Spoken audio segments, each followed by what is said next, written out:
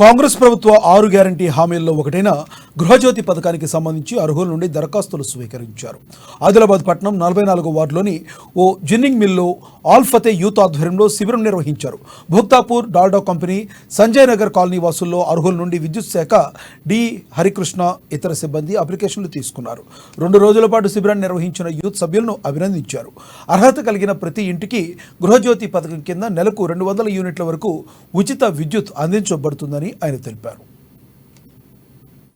ప్రతి ఒక్కరికి గృహ విద్యుత్ వినియోగదారులందరికీ 200 యూనిట్లు వాడుతున్న వాళ్ళకి ఉచిత విద్యుత్ అమలు చేయడానికి ప్రారంభించింది. దానిలో భాగంగా ఏంటంటే తెల్ల రేషన్ కార్డులు ప్రతి కన్జ్యూమర్ ఏంటంటే తెల్ల రేషన్ కార్డు, ప్రజాపాలించిన receipt, Aadhaar card, phone number, service number, current యొక్క నెంబర్ మీరు ఇస్తే దాన్ని మా దగ్గర అప్డేట్ చేసుకుంటాం. మీకు బిల్ అవుతుంది. ఈ బిల్లు అయినప్పుడు మీకు 200 యూనిట్లు వాడుతున్నప్పుడు మీకు అది ఉచిత విద్యుత్ కింద వస్తుంది.